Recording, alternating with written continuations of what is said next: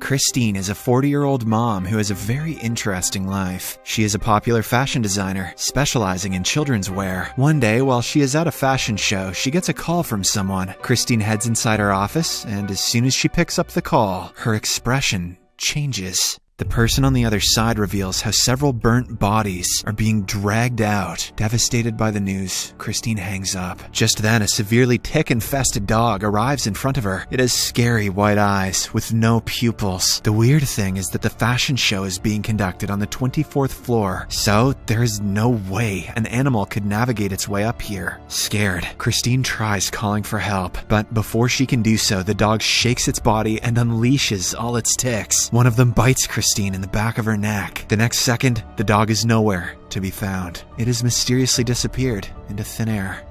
Doggone it. That really ticks me off. Cut to 8 months later. Christine is taking medications for a mysterious illness. She is always tired, can't sleep at night, and has amnesia, meaning she cannot remember things. Her husband Felix tries his best to take care of her, but Christine wants to be left alone. To divert her mind, she still goes to work every day. She also tries spending as much time as she can with her daughter, Bobs. One day, while Christine is alone at home, there is a sudden knock on the door. It is a Filipino woman named Diana, who claims that she was called here to work as a housemaid. Christine thinks for a while, but doesn't remember hiring her. Nonetheless, since she has become very sick, she decides to make Diana the new housemaid. Christine shows Diana around the house and arranges a room for her. Once she leaves, the housemaid opens her suitcase, which contains her clothes and other stuff. Diana then brings out a picture of her child and stares at it with great intent. This makes her reminisce about the day when her daughter was born. Strangely, Christine, who is lying down in another room, also has the same vision. After a while, Diana notices a chubby tick on the floor and puts it inside a matchbox. She then places the matchbox inside her suitcase and heads downstairs, right when Felix and Bobs also arrive. Diana introduces herself to them, but the two appear to be cold towards her. After the little girl leaves angrily, Diana offers to cook dinner, and Christine accepts. In the next scene, Diana is seen cleaning the fireplace. She packs a large amount of ash in a newspaper for some reason. Just then, she hears the couple arguing from the next room. Felix is angry that a housemaid has been hired without his approval. In reply, Christine says that she will give Diana a week. If her work is not up to the standard, she will be fired. In the evening, the new housemaid gets to cooking dinner. She makes a delicious meal and adds some shady-looking herbs to it. The house bird sees this and begins chirping loudly.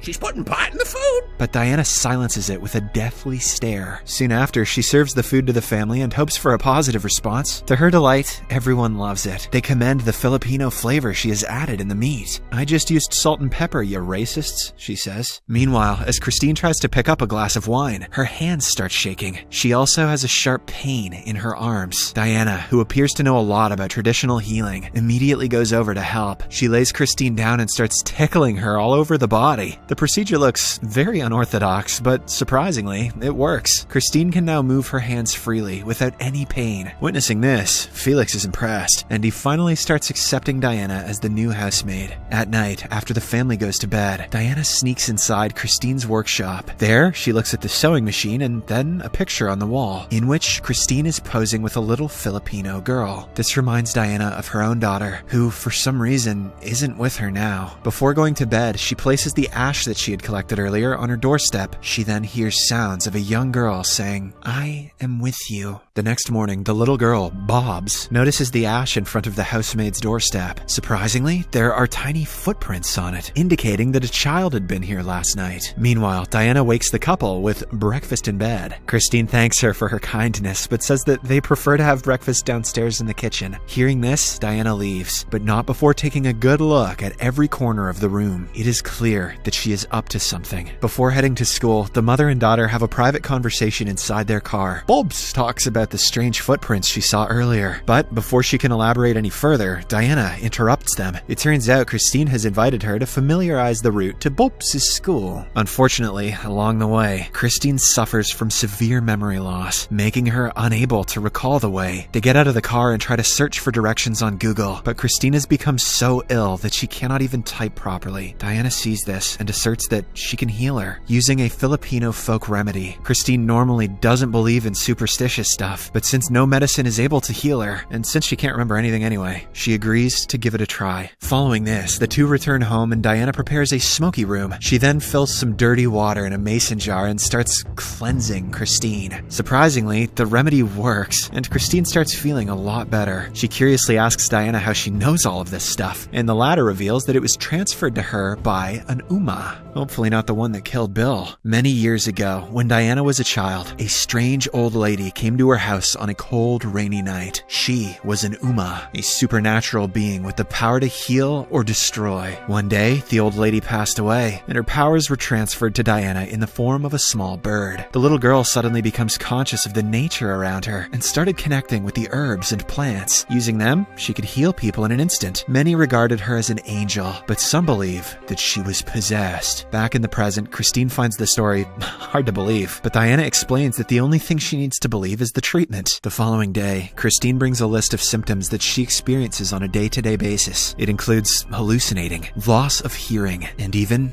daydreaming. She also explains that whenever she visits a doctor, the symptoms immediately vanish. Christine then asks Diana if she can cure her completely, to which the latter replies, "Sure." In the next scene, Diana starts the treatment, which includes ash baths, acupuncture, and even some voodoo shit, which involves burning Christine's hair. Unfortunately, this only worsens her condition, forcing her to revert back to her medication. One day, however, Christine doesn't find her pills. She asks Diana about it, but the latter explains that she herself ordered them to be thrown away. Later, while Christine is inside her room, she suddenly hears a child crying near the sewing machine. As she goes to inspect, the entire room starts burning. Christine screams for help, and when Felix finally arrives, the room reverts back to its original state. Worried about his wife's condition, Felix approaches Diana in her room and asks her to stop messing around with Christine. However, the housemaid claims that she is just trying to help. She wants to chase away the demon from Christine's head and cure her once and for all. This enrages Felix, but he decides to deal with her in the morning. As he leaves the room, a bird suddenly attacks him. Felix tries to swat it away, but ends up smashing it against the wall. To his horror, it is their pet bird. Oh, tits! Fox, you alright, man?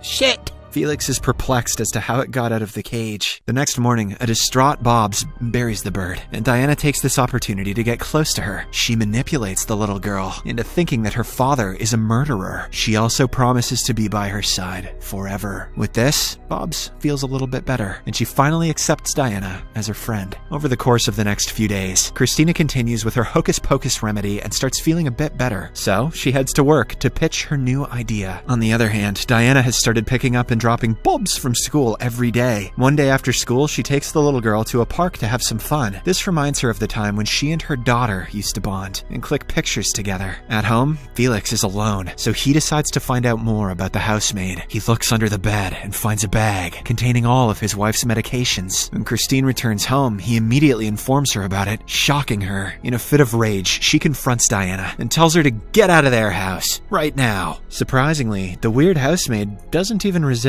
She goes straight to her room and starts packing her belongings. Before leaving, though, she releases the tick inside a vent. She also meets Bobs and asks for one last favor, saying that it is vital if they are to remain together forever. Shortly after, Diana finally leaves, making Christine and Felix breathe a sigh of relief. That night, the two are sleeping peacefully when Christine starts acting up again. She sees that a giant tick is sucking blood from her husband's face. The next morning, Bobs lies to Christine that Felix was the one who stole the medications. At this point, the little girl has become so attached to Diana that she is willing to set up an argument between her parents. The plan works, and Christine chastises her husband for lying to her. Poor Felix tries to explain that he is telling the truth, but of course, Christine does not believe him. That night, as Felix is walking up the stairs, another bird starts attacking him. This time, he is unable to swat it away and ends up falling from the stairs. Soon, paramedics arrive and take him away. Now, with her husband gone, Christine starts getting more and more paranoid by the day. She becomes unable to take care of her daughter. The tick bite at the back of her neck has also become considerably larger. To distract herself from everything, she attends a kid's fashion show one day, but this turns out to be a big mistake. Christine again starts hallucinating. She sees that everyone has become infested with large ticks. Terrified, she starts screaming and acting like a maniac. Everyone believes that she has totally lost it. Because of this, her manager asks her to stay at home until she gets better. Christine is devastated that she has been temporarily summarily fired, making her plunge into an even deeper abyss. At times, she doesn't even recognize her own daughter and scolds her to go away. Shoo! I would never name my daughter Bobs!